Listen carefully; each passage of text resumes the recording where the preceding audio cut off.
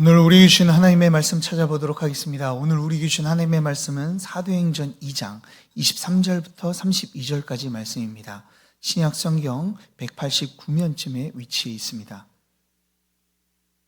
사도행전 2장 23절부터 32절까지 신약 성경 189면쯤에 위치해 있습니다.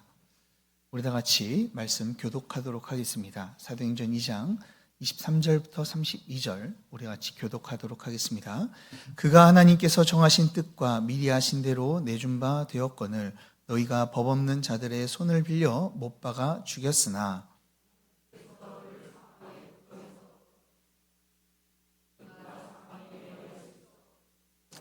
다윗이 그를 가리켜 이르되 내가 항상 내 앞에 계신 주를 배웠으며 나로 요동하지 않게 하기 위하여 그가 내 우편에 계시도다.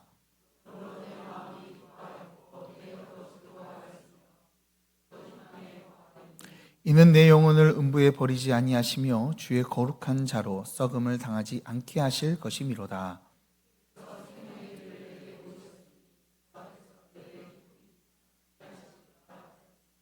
형제들아, 내가 조상 다윗에 대하여 담대히 말할 수 있노니 다윗이 죽어 장사되어 그 묘가 오늘까지 우리 중에 있도다.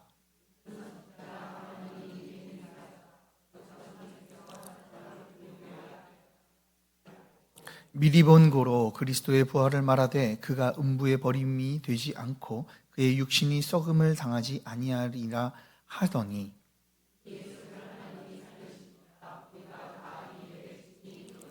아멘. 자, 우리 다 같이 인사하도록 하겠습니다. 할렐루야. 할렐루야. 우리 양옆으로 할렐루야라고 인사하도록 합시다. 할렐루야. 네, 잘 오셨습니다. 자, 오늘도 하나님의 말씀으로 우리의 심령과 가정과 교회 가운데 부흥이 이루어지는 축복이 있길 간절히 소망합니다. 자, 이제 한 해를 마무리 짓는 이 12월 달이 어느덧 우리 앞에 이게 다가왔습니다. 이제 모든 것을 다 한 해 동안 이뤄낸 것들을 다 마치고 이제 내년을 새롭게 준비하는 이 달이기도 하지요. 그러니 이 시간 이후로부터 우리 성도님들이 한 해의 마무리를 잘 지으면서 그리고 또한 내년을 잘 준비함을 통하여 내년에도 더욱더 큰 영적인 회복과 그리고 그 은혜를 누리길 간절히 소망합니다. 자, 그러면 오늘도 우리 말씀을 한번 나눠보도록 하겠습니다. 우리는 복음의 가장 기초 중에 기초를 같이 살펴보고 있습니다. 기초로 많이 들었던 이야기이지만 그렇지만 우리가 다시 한번 들어야 되고 또한 계속해서 들어야 되는 말씀이기에 우리가 이 말씀을 함께 나누고 있는 것이죠. 자, 그럼 지금까지 우리가 이 배웠던 내용들을 한번 살펴보면서 우리 다시 한번 리뷰해보는 시간을 갖도록 하겠습니다. 자, 우리 하나님께서는요, 이 세상을 만드신 이 창조주 하나님이세요. 그리고 이 세상에 복과 그리고 은혜를 그리고 안식을 주시는 사랑 많으신 사랑의 하나님이시기도 합니다. 자, 그런 주님, 그런 우리 이 세상의 사랑의 주님이신 이 하나님께서 우리에게 순종을 요구하시는데요. 그러나 사람은 어떻게 했습니까? 하나님의 명령에 불순종하고 자신의 마음대로 내 뜻대로 살아가기를 원했죠. 그래서 하나님의 주되심을 거부하고 저주와 심판 가운데 거하는 길을요 택하게 된 거예요. 자, 그런 우리를 향해서 하나님께서는 우리를 내쳐버리지 않고 모든 인류를 위해 자기의 사랑하는 아들을요 대신 내어 주셨습니다. 우리가 받을 형벌을요 자기의 사랑하는 그 아들에게 내리심을 통하여서 이 화목제물로 세우심을 통하여 우리를 구원하여 주셨던 것이죠. 그래서 사랑하는 아들에게 이 벌들을 내리심을 통하여 우리의 죄를 사하여 주시고 우리가 하나님께로 갈 수 있는 그 길들을 열어주시게 된 거예요. 자, 그러나 그 놀라운 은혜를 우리가 받았습니다. 우리의 죄를 통하여 십자가에 달리신 이 예수 그리스도, 그렇게 우리가 그 예수 그리스도를 바라보았을 때 주님의 주권과 통치와 그 나라와 그 하나님의 큰 은혜 가운데 거하며 나는 구원받았다, 나는 하나님의 백성이다 라고 우리는 분명하게 이야기할 수 있는 것이죠. 사랑하는 여러분, 예수님은 하나님의 공의를 나타내 주시고요, 그리고 하나님의 사랑을요 동시에 나타내 주세요. 그 놀라운 공의와 사랑을 나타내신 그 예수 그리스도인에 우리가 구원을 받고 의롭게 된 줄 믿으시길 바랍니다. 그 은혜, 구원의 은혜 너무나 크기에 우리가 날마다 주님을 찬양하며 경배하며 우리가 주님을 높일 수 있는 거예요. 이 구원의 은혜가 우리 성도님들 마음 가운데 충만하여져서 하나님만을 더욱더 찬양하는 우리 성도님들 되길 주님의 이름으로 축복합니다. 자, 그러면 지금까지 지난달에는요, 우리가 예수님의 죽으심에 대해서 이제 살펴보았어요. 그렇다면 이제부터는 이 한 달 동안 우리는 이 예수님의 부활하심과 이 승천하심에 대해서 함께 나눠보도록 하겠습니다. 자, 예수님의 죽으심은요, 우리에게 너무나 중요한 내용 같지만요, 사실 예수님의 부활과 승천에 대한 내용이 빠지게 되면요, 우린 반쪽짜리 복음을 아는 것 같다라고 이야기할 수 있습니다. 자, 예수 그리스도의 복음이 참된 복음이 되려면요, 예수님의 죽음뿐만 아니라 부활하심과 승천하심도 함께 이야기돼야 되기 때문에 그래요. 자, 그래서 사도들은요, 이 복음을 전할 때 항상 예수님의 죽으심을 전하면서 함께 예수님의 부활하심을 전했습니다. 아니, 오히려 이 사도들은 예수님의 죽으심보다는요, 부활하심에 더 초점을 맞춰서 전하는 모습을 우리는 보게 됩니다. 자, 그것을 예를 하나 들어보면은 사도행전 1장을 보면 우리가 알 수 있어요. 사도행전 1장을 보면 예수님이 승천하시고 그리고 마가의 다락방에 모여서 성도들이 함께 기도하며 이제 예수님의 때를 기다리고 있습니다. 그런데 바로 성령님이 오시는 게 아니라 그 자리에서 갑자기 베드로가 일어나서 이제 외칩니다. 어떻게 외치냐면 이렇게 외칩니다. 1장 22절에서 항상 우리와 함께 다니던 중에 하나를 세워 우리와 더불어 이 예수님을 전하게 하자라고 이야기를 해요.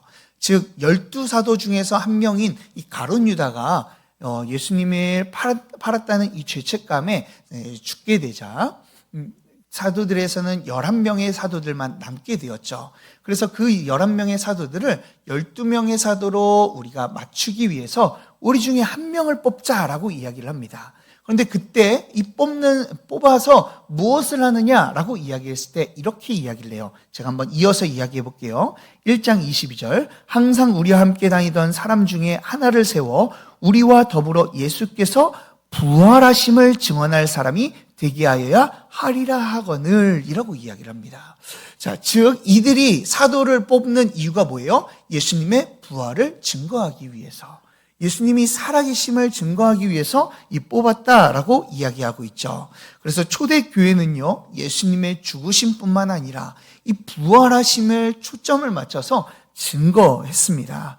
그렇게 우리도 예수 그리스도의 죽음만을 생각하는 것이 아니라 무엇도 함께 기억해야 돼요? 예수님의 부활하심도 함께 기억해야 될 줄 믿으시길 바랍니다.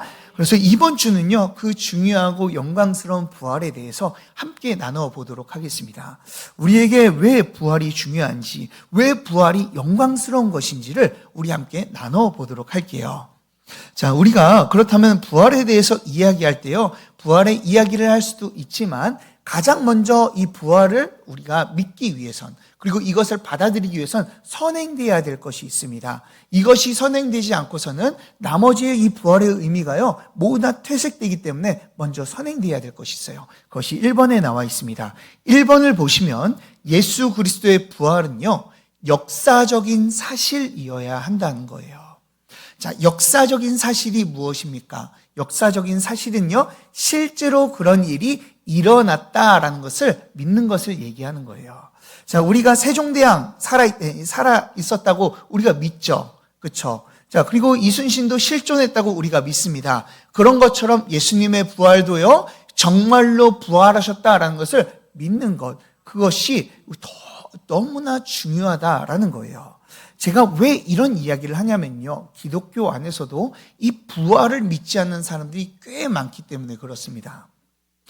자, 어떤 사람들은 실존주의적으로 이 부활에 대해서 해석하려고 하는 학자들도 있고 신학자들도 있고 사람들도 있습니다. 그래서 부활을 생각을 할 때요, 이 실존주의자들은요, 어떻게 생각하냐면 초이성적이거나 그리고 초자연적인 것들을 이제 부정하는 자들이죠. 그래서 이제 실존주의자들은요, 부활이요, 이게 우리의 이성으로는 이게 말이 안 되는 일이잖아요. 그렇기 때문에 부활을 이제 왜곡해서 이제 생각을 하게 되는 것이죠. 실존주의자들은 부활을 의지나 교훈, 상징으로 이렇게 생각한다라는 거예요. 그래서 부활이 실제로 일어나는 것이 말이 안 되니 이런 초현실적인 일들은 믿지 않고 부활에 대해서는 그냥 상징적인 의미가 있다라고 이렇게 이야기하는 것이죠. 그래서 어떤 의미가 있냐면 실제로 일어난 일이라고 하기보다는 제자들의 변화를 나타내기 위해 부활을 이야기한 거고, 그리고 은혜를 체험하는 그 모습을 설명하기 위해서 그냥 부활이라는 상징적인 단어를 사용한 것이다 라고 이야기를 해요.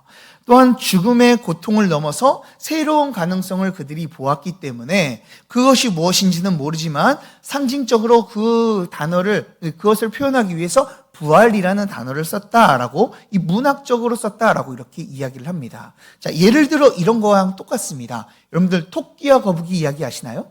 토끼와 거북이가 경주에서 토끼가 이기지 않고 거북이가 이겼다라는 내용이잖아요. 자, 정말로 토끼와 거북이가 달리면은 누가 이길까요? 토끼가 이기겠죠. 또 모릅니다. 토끼가 낮잠 잘지. 자, 그런데 이 토끼와 거북이는 실제 있었던 일인가요? 아닌가요? 아니죠. 사람이 만들어낸 이솝우화입니다.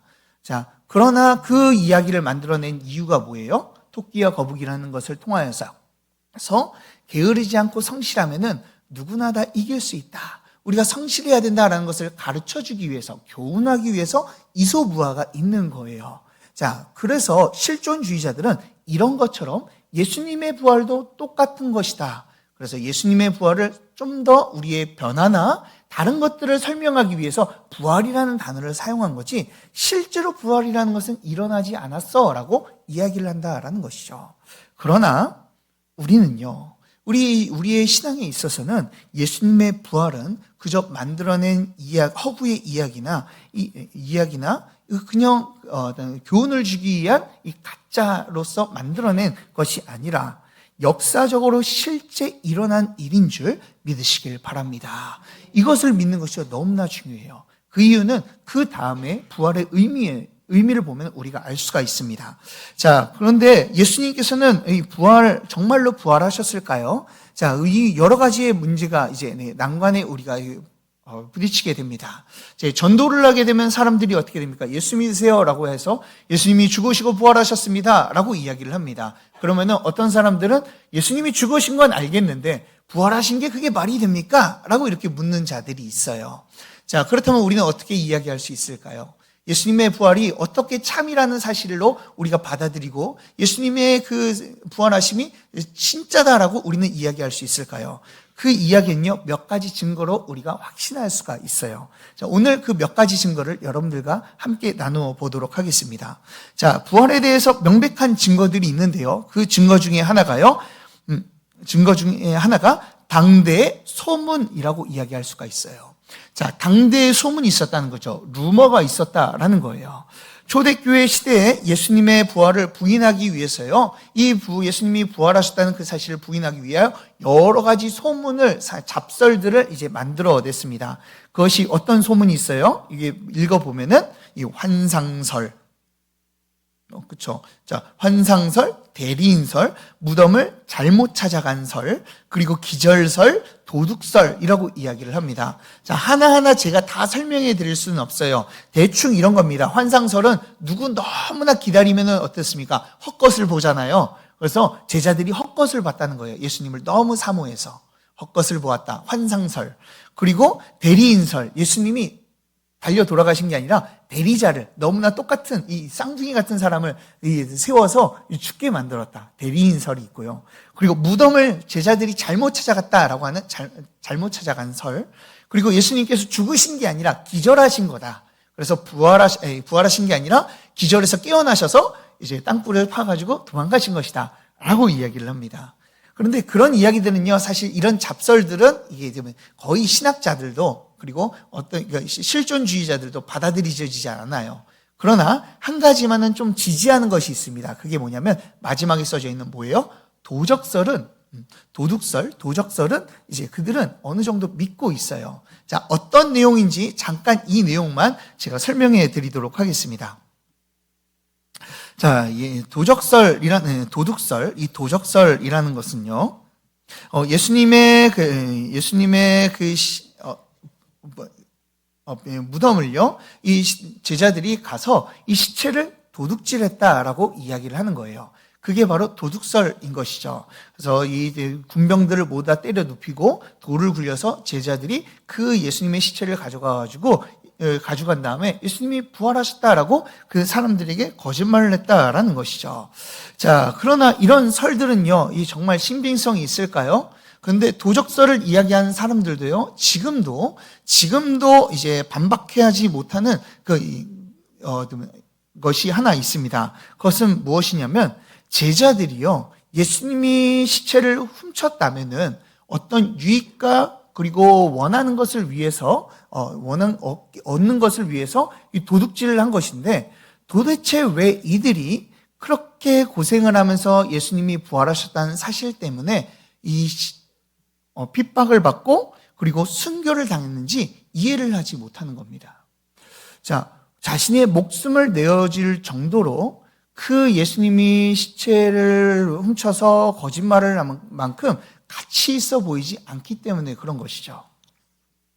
그래서 사람들은요, 그들이 왜 목숨을 걸었는지 설명하지 못하기 때문에 도둑설도 이것이 좀 말이 되지 않는다라고 사람들은 이야기를 하죠.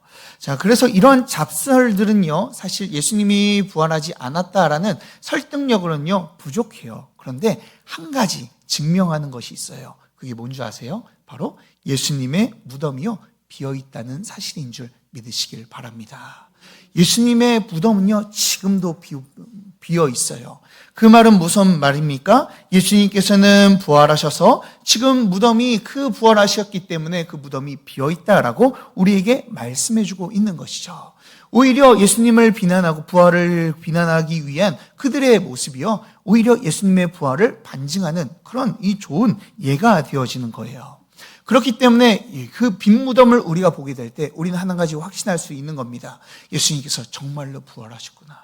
예수님께서는 우리의 죄를, 사망의 권세를 이기고 부활하셨구나라는 것을 우리는 깨달을 수 있는 것이죠. 자, 또 하나를 이야기해 보면요, 성경이 그 증거가 된다라고 이야기할 수 있어요. 성경의 어떤 증거를 가지고 우린 이야기할 수 있냐면 이 증인들을 가지고 이야기할 수 있습니다. 자, 성경이라고 이야기하면 어떤 사람은 이야기합니다. 자, 믿는 사람들에게는 설득력이 있을 수 있어도 믿지 않는 사람들에게 설득력이 없는 거 아닙니까? 도대체 성경의 증인들이, 그리고 증거들이 어떻게 우리에게 지금 큰 증거가 되느냐라고 물어볼 수가 있어요. 자, 그러나 성경에 나오는 증인들을 우리가 살펴보면요, 이 내용들이요, 사실이다라는 것을 우리는 생각해 볼 수 있습니다. 먼저 예수님의 부활을 가장 먼저 본 사람들을 통해서 우리는 알 수가 있어요. 제가 한번 문제를 내도록 하겠습니다. 자, 여러분들, 예수님의 부활을 가장 먼저 본 사람이 누구이죠? 누구요? 천사요? 사람이요? 자, 천사는 사람이 아니죠. 자, 가장 먼저 본 사람이 누구죠? 마리아죠. 그쵸? 자, 이걸 못 풀었으면은 제가 문제를 내려고 했습니다. 남자인가요? 여자인가요? 자, 다시 한번 내볼게요. 남자가 보았습니까? 여자가 보았습니까? 여자가 봤어요. 자, 여자가 봤다는 것을 증언하는 게요, 이 시대에서는 이 말씀이 사실이다라는 것을 우리에게 증거해주고 있는 거예요. 우리가 이게 생각을 했을 때 도대체 그게 무슨 증거냐라고 이렇게 생각할 수가 있습니다. 그러나 자, 이 시대의 사상을 보면요, 우리가 그것을 더욱더 잘 알 수가 있어요. 자, 왜 그러냐면 이 당대의 이 시대에서는 자, 어떤 사상을 가지고 있었냐면 남존 여비 사상을 가지고 있었습니다. 남자는 존귀하고 여자는 좀 그렇다라는 것이죠. 자, 그래서 여자에게는요, 이 시대에선 투표할 투표권도 없었어요. 그리고 증인으로 설 수 있는 증인의 발언권도 없었습니다. 자, 여자로서의 그 많은 이 권한들이 없었던 시절이었던 것이죠. 자, 그렇다면은 여자가 증인으로 받아들여지지 않는 상태인데, 그런 상태에서 여자가 가장 먼저 보고, 그것을 제자들에게 이야기했다라는 것이 이게 사람들에게 믿어졌을까요? 믿어지지 않았어요. 왜요? 여자들이 증언한 거잖아요. 그렇죠. 그렇다면 성경에서 예수님의 부활을 감추어서, 부활이 아니고 죽음을 감추어서 부활하였다라는 것을 확증해서 이 사람들에게 속이려면 어떻게 해야 될까요? 여자가 보았다라는 것보다 누가 보았다는 게 맞아요? 남자가 보았다라는 게 맞는 거예요. 그런데 성경은 그런 것을 생각하지 않고 누가 보았다고 이야기하고 있어요? 막달라 마리아와 다른 마리아가 예수님의 부활을 보았다라고 말씀하고 있는 것이죠. 사실이 아니라면 이렇게 적을 수 없는 거예요. 즉, 성경이요, 기록할 때 설득력을 위해서 이것을 기록하기보다는 무엇을 기록하였다? 사실을 기록하였다라고 우리에게 말씀해 주고 있는 것이죠. 자, 또한 또 두 번째 증인들이 있습니다. 그 증인들은 누구입니까? 부활을 본 자들이요, 주변에 너무나 많았다라는 그 예수님의 부활을 본 증인들이 있었다라는 거예요. 그래서 두 번째 사람들은 누구입니까? 예수님의 부활을 본 자들이라는 것이죠. 자, 그것을 어떻게 합니까? 고린도전서 15장 6절을 보면요, 바울은요 이렇게 고백을 합니다. 자, 고린도전서 15장 6절 제가 한번 읽어보도록 하겠습니다. 제가 읽어보겠습니다. 그 후에 500여 형제에게 일시에 보이셨나니 그 중에 지금까지 대다수는 살아있고 어떤 사람은 잠들었으며. 아멘. 자, 이 말이 무슨 말입니까? 지금도 너희들 주변에 예수님의 부활을 본 자들이 아직도 많이 살아있지 않느냐, 많이 옆에 있지 않느냐라고 지금 이야기하고 있는 거예요. 또한 오늘 말씀에서도 이 베드로는 무엇이라고 고백합니까? 이 부활의 일의 증인이 바로 우리들이다라고 지금 고백하고 있어요. 즉, 예수님의 부활을 본 증인들이 여전히 살아있다는 것을 우리가 보았기 때문에 우리는 예수님께서 부활하셨다, 정말로 역사적으로 부활하셨다라는 것을 우리는 믿을 수 있는 것이죠. 사랑하는 여러분, 정말로 예수님의 부활은요, 이 사실로 일어난 일이며 어떠한 사상과 영향력으로 대체할 수 없는 역사적 사실임을 기억하시길 주님의 이름으로 축복합니다. 자, 제가 이렇게 예수님의 부활을요, 장황하게 설명했잖아요. 사실이다, 진짜 사실이다 라고 이야기를 했어요. 자, 왜 그럴까요? 그 이유는요, 부활의 의미 때문에 그래요. 자, 오늘 말씀을 보면 마가다락방에서 성령이 임하고 처음으로 하나님의 큰 일을 이제 주님의 복음을 이제 전하는 모습을 우리는 보게 돼요. 그 가운데서 베드로가 일어나 이 유대인의 백성들에게 하나님의 말씀을 전하는 것이죠. 자, 그때 베드로는요, 설교를 하는데 그 말씀의 내용이요, 무엇이에요? 오늘 말씀인 것이죠. 거기에서 전한 내용을 보면요, 무엇을 전했습니까? 예수님의 부활을 전했어요. 자, 23절과 24절을 보면은 뭐라고 이야기합니까? 너희들이 죽였지만 하나님께서 이 예수를 풀어 살리셨다라고 말씀하고 있어요. 죽음과 사망 가운데서 살리셔서 예수님은 정말로 부활하셨다라고 지금 증거하고 있는 것이죠. 또한 그 위대하다고 여기는 다윗도 이 조상의 묘에 갇혀져 있는데, 묘에 장사되어 있는데, 그러나 32절을 보면 뭐라고 이야기합니까? 예수를 하나님이 살리셨다, 이 일에 우리가 증인이다라고 말하고 있는 거예요. 자, 이들은 예수님의 부활을요, 증거했다라는 거예요. 왜요? 이 예수님의 부활의 의미가요, 너무나 크기 때문에 그래요. 사실 예수님이 부활하셨다는 그 사실, 그 내용이요, 그렇게 중요하지 않으면 다른 내용을 전했을 것 같아요. 그런데 지금 성령이 임하고 하나님의 복음을 전하는데 그 복음의 내용이 뭐예요? 예수님이 부활하셨다라는 것이죠. 그렇다면 대체 왜 이렇게 부활을 강조하며 이야기하고 이 부활의 역사, 이 의미가 도대체 무엇이길래 이렇게 부활에 대해서 우리가 기억해야 되며 이 가운데 역사적 사실이라는 것을 믿어야 될까요? 자, 그 부활의 의미를 한번 좀 살펴보겠습니다. 자, 부활의 의미는요, 크게 두 가지로 우리가 나눠볼 수가 있어요. 첫 번째는요, 부활은요, 예수님의 칭의를 나타냅니다. 즉, 이게 무슨 말이냐면요, 부활은 예수님께서 의로우신 분이다, 즉 죄가 없으시다라는 것을 우리에게 말씀해 주고 있는 거예요. 그래서 방가로 1번의 답은 뭐예요? 예수님의 죄가 없으시다는 것을 증명하는 게 부활이다라고 이야기하는 것이죠. 자, 예수님께서는 죄가 없으십니다. 그 죄가 없으심을요, 부활을 통해서 우리가 확증할 수 있다라는 것이죠. 자, 예수님께서는 우리를 위해서 대속제물로서 돌아가셨어요. 그렇게 죽으셨습니다. 그런데요, 만약에 예수님께서 죄가 있으시다면 어떨까요? 예수님께서 우리의 죄를요, 담당해서 죽으실 수가 있을까요? 그렇지 못하죠. 예수님께서 그렇다면 예수님이 죄가 있으시다면 그 작은 죄라도 있다면 예수님의 죽음은요, 누구를 위한 죽음이에요? 자신을 위한 죽음인 거예요. 죄가 있었다면 자신을 위한 죽음인 것이죠. 그런데 오늘 반복해서 오늘 말씀에서 무엇이라고 이야기합니까?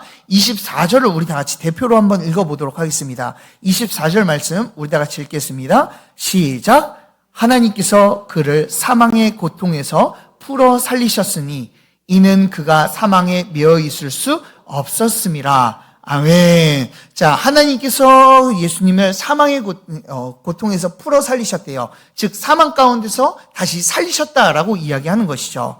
자, 그 이유가 뭐라고 말씀하고 있어요? 그가 사망에 매여 있을 수 없기 때문이다. 그 말은 무슨 말입니까? 예수님은 죄가 없다는 말이에요. 자, 왜 그런지 한번 보겠습니다. 죄는요, 우리 죽음과 사망은 무엇 때문에 옵니까? 죽음과 사망은요, 바로 죄 때문에 오는 것이죠. 그래서 로마서에 보면 죄의 삭은 사망이다라고 우리에게 말씀해주고 있어요.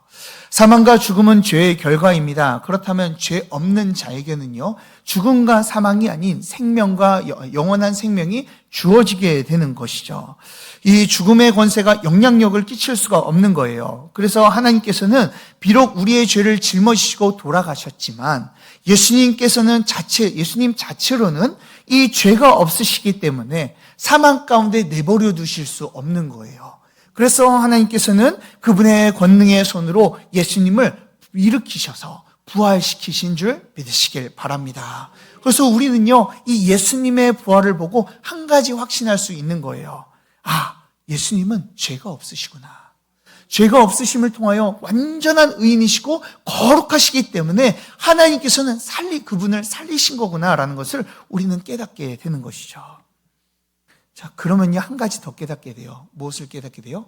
그래서 예수님께서 나의 죄를 담당해서 돌아가실 수 있구나라는 것을 우리는 알 수 있는 것이죠.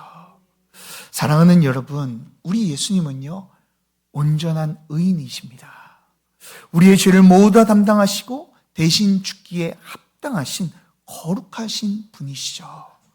부활은요, 그 예수님의 의로우심을 보여주는 거예요. 이것이 우리에게 얼마나 큰 소망이 됩니까? 이제는 예수님께서는 그분의 의로우심을요, 우리에게 넘겨주셨어요. 그래서 이제는 우리는 이 예수 그리스도와 연합함을 통하여 우리도 의로운 자가 된 줄 믿으시길 바랍니다. 우리는 의롭지 않은데요, 너무나 죄 가운데 있는데요, 여전히 부족하고 연약한데요, 예수님의 그 의로움 때문에 우리가 의롭게 된 거예요. 그 놀라운 은혜가요, 예수 그리스도의 부활을 통하여 우리에게 밝히 보여지고 있는 것이죠. 사랑하는 여러분, 예수 그리스도의 그 부활을 확신하며 예수 그리스도께서 우리의 모든 죄를 담당하시고 의로우심을 전해주었다는 그 사실을 더욱더 믿고 그 영광스러운 부활을 바라보며 감사하며 나아가는 자들이 되길 주님의 이름으로 축복합니다. 자, 두 번째, 그러면 부활의 의미가 또 어떤 부활의 의미가 있을까요? 자, 두 번째 의미는요, 우리의 칭의를 보여준다라고 이야기할 수 있어요. 첫 번째는 예수님의 칭의를 보여줬다면, 이제 두 번째는 우리의 칭의를 보여줍니다. 즉, 그 말은요, 우리의 죄사함과 구원을요, 증명해주고 있다라고 이야기를 하는 것이죠. 우리는 하나님 앞에서 칭의를 얻었습니다. 그래서 우리의 모든 죄가 사해지고 우리가 의롭게 구원을 받게 된 것이죠. 자, 예수님의 죽으심을 생각해 볼 때 우리가 더욱더 이것을 알 수가 있어요. 자, 예수님의 죽으심은 어떤 죽으심이라고 이야기했습니까? 우리의 죄를요 짊어지시고 하나님의 형벌을 대신 받으시는 형벌 대속적 죽음이라고 이야기를 드렸어요. 자, 형벌 대속적 죽음이라는 것은 형벌을 대신 받는 거잖아요. 그렇다면 형벌을 대신 받으셨다면 우리 죄 때문에 예수님께서 죽으신 거잖아요. 그러면 죽음 가운데 거하셔야 되는 거 맞잖아요. 그런데 그분이 부활하셨어요. 그 말은 무슨 의미를 주고 있는 거예요? 우리의 죄를 담당하셨던 그 모든 죄들을 예수님께서 해결해 주셨다는 것을 말씀해 주고 있는 거예요. 죄와 사망의 권세를 모두 다 예수님께서 물리치시고 더 이상 그 권세가 우리에게 힘을 쓰지 못하도록, 그 권세의 능력이 우리 가운데 역사하지 못하도록 예수님께서는 모든 것을 해결하시고 부활하신 것이죠. 그래서 우리는 예수님의 부활함을 봄을 통하여서 우리는 확신할 수 있는 것이에요. 내 죄가 사해졌구나. 내 죄가 모두 다 해결됐구나. 라는 것을 우리는 확신할 수 있는 거예요.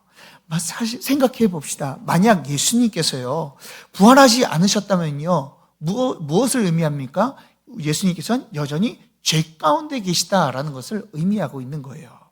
자, 그러면요 두 가지 중에 하나입니다. 예수님께서는 죄 가운데 거하시는 것은 예수님이 자신의 죄 때문에 죽어서 자신의 죄를 짊어지고 죽어서 여전히 하나님의 심판 가운데 있는 것이다 라고 우리는 생각할 수가 있고요.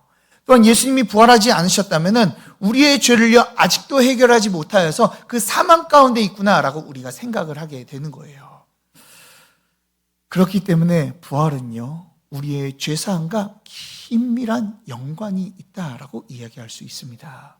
우리의 죄사함과 구원을 확증하기 위해서 예수님께서는요 반드시 부활하셔야만 되었던 것이죠.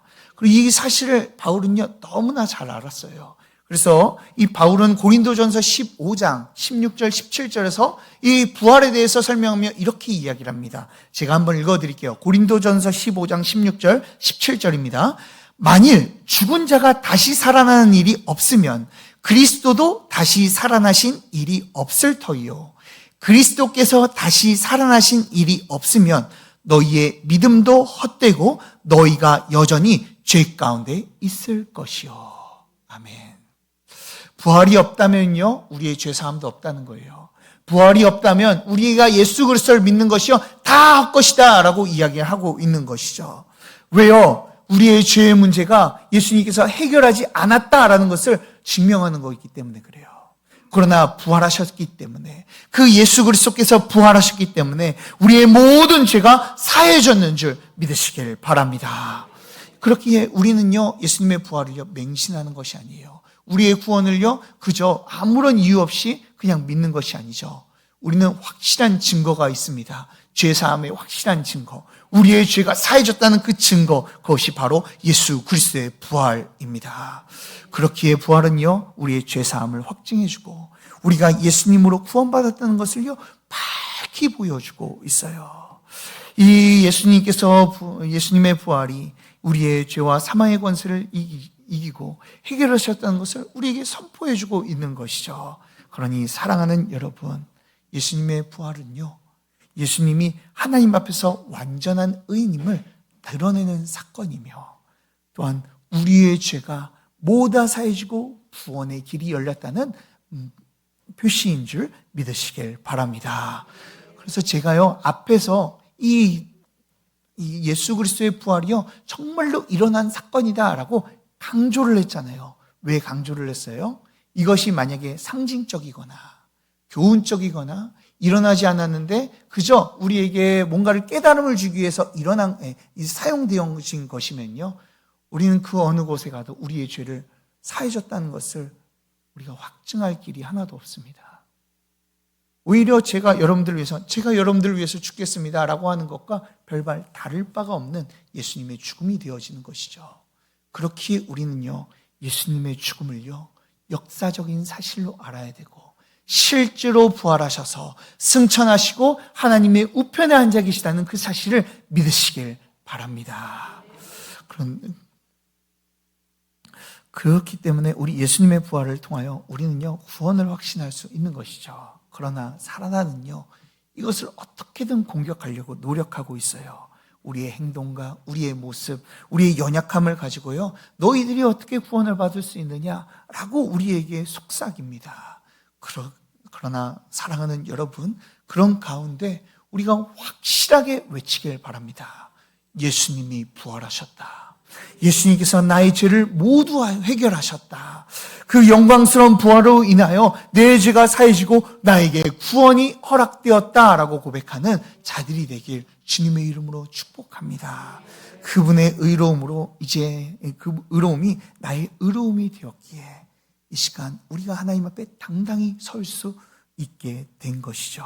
그러니 사랑하는 여러분, 이 예수 그리스도의 부활을 확실하게 믿고 우리의 죄사함과 구원과 의로움의 확신을 가지며 세상 가운데 나아가 주님의 은혜를 나누는 주님의 귀한 복된 자들이 되길 주님의 이름으로 축복합니다. 자, 우리 다 같이 결론을 읽고 말씀을 마치도록 하겠습니다. 우리 결론을 우리 다 같이 함께 읽겠습니다. 시작! 예수님의 부활은 예수님의 대속적 죽음인 십자가 사역이 하나님의 뜻대로 성취되었음을 증명해 줍니다. 이제 그것을 믿는 우리는 모든 죄 사함을 받고 하나님 앞에 나아갈 수 있게 되었습니다. 그렇기에 하나님의 부활은 영광스러운 부활이며 우리에게 구원을 주는 부활입니다. 우리의 죄를 사해 주셨다는 것을 확증해 주시는 영광스러운 부활 가운데 거하며 감사하며 살아갑시다. 아멘. 오늘 하루도 예수님께서 부활하셨다는 그 사실을 믿고 이 시간 주님만을 높이며 그 부활의 소망을 가지고 살아가는 저와 여러분들 되길 주님의 이름으로 축복합니다.